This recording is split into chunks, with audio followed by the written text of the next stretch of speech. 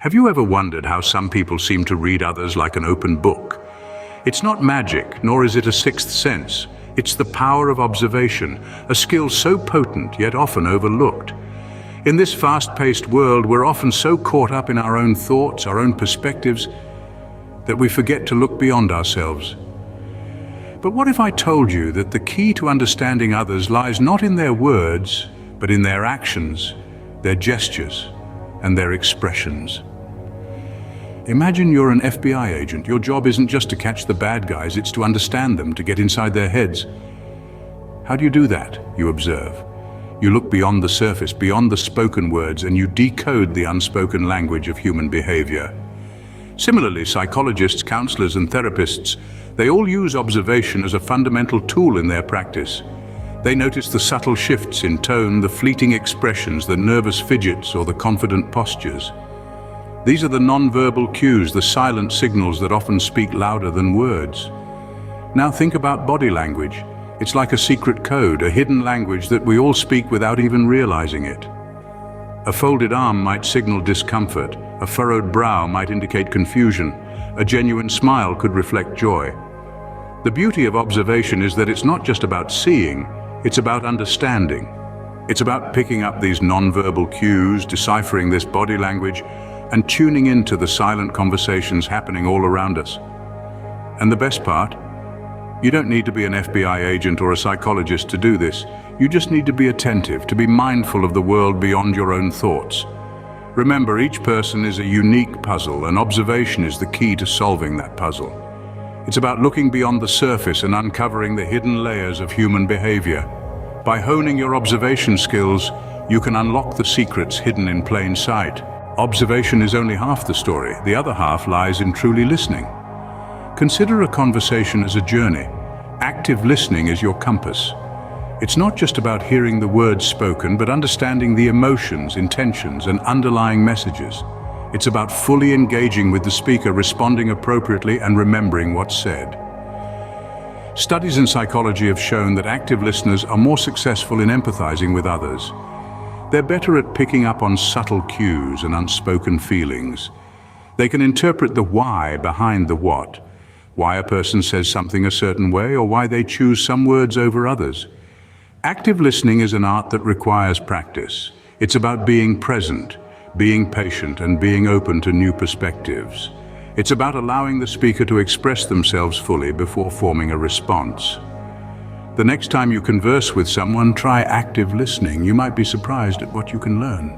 Did you know that over 50% of our communication is nonverbal? Yes, you heard that right. This unspoken language we all use is called body language, and it's a powerful tool that can reveal a person's true feelings and intentions.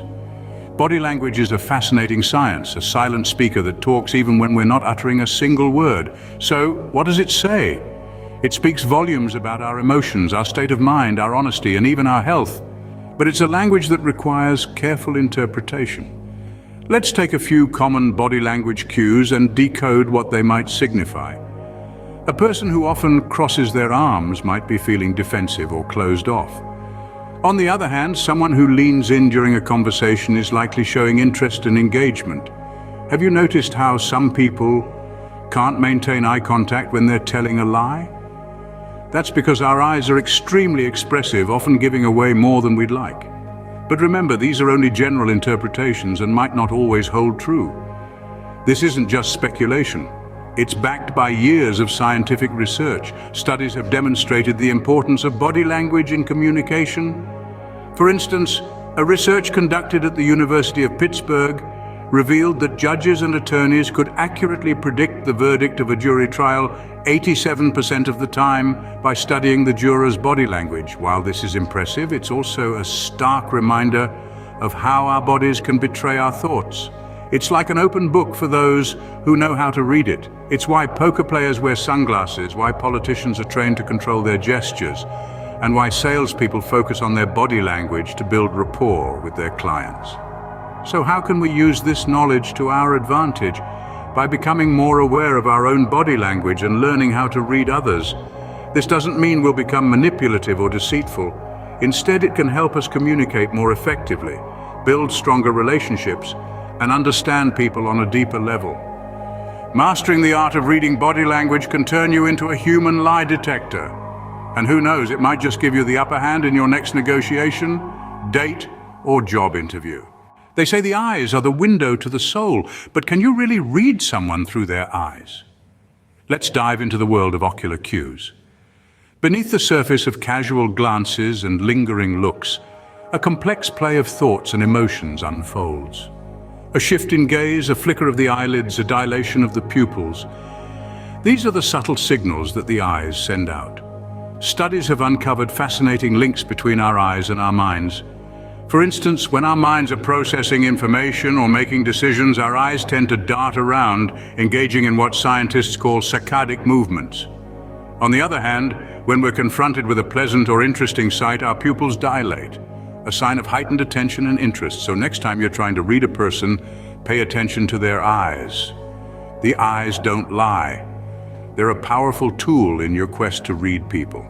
Empathy, it's not just about feeling for others, it's about understanding them.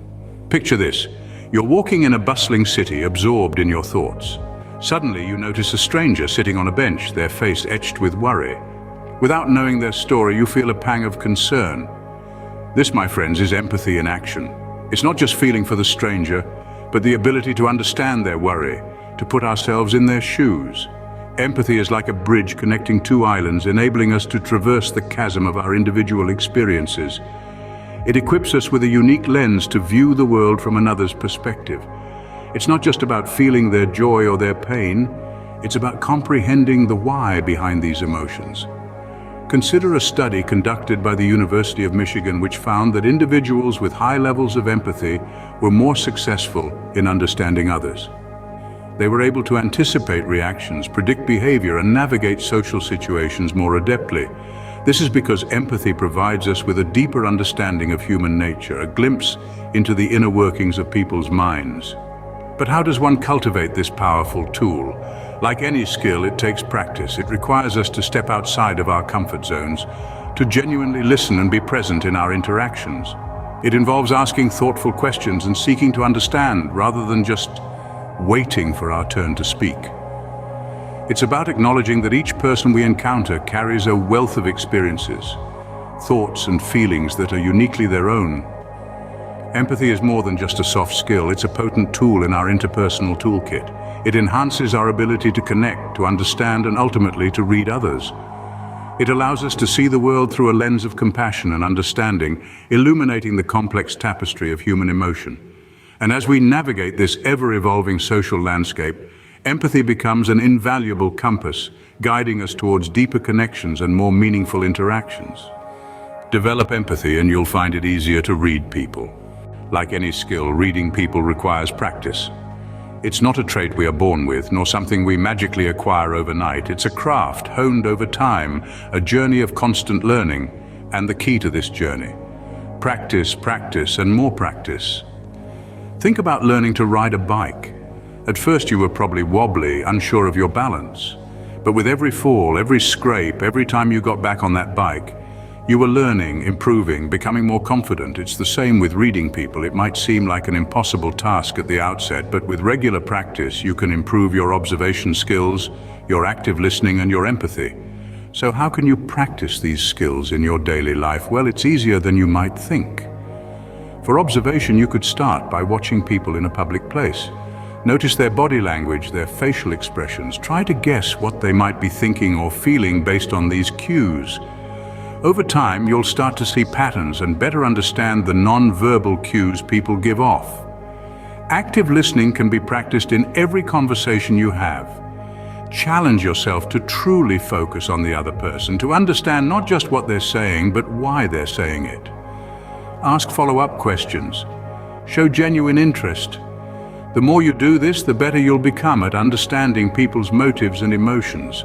As for empathy, try putting yourself in other people's shoes. When someone tells you about a problem they're facing, imagine how you would feel in their situation. This will help you understand their perspective and respond in a more empathetic way. Research supports the effectiveness of this approach. A study published in the Journal of Experimental Psychology found that consistent practice can significantly improve our ability to read people. The participants who practiced these skills regularly showed a marked improvement over those who did not. So, are you ready to become a master at reading people? The journey begins with a single step. And remember, the path to mastery is a marathon, not a sprint. So be patient with yourself, keep practicing, and you'll be amazed at how far you can go.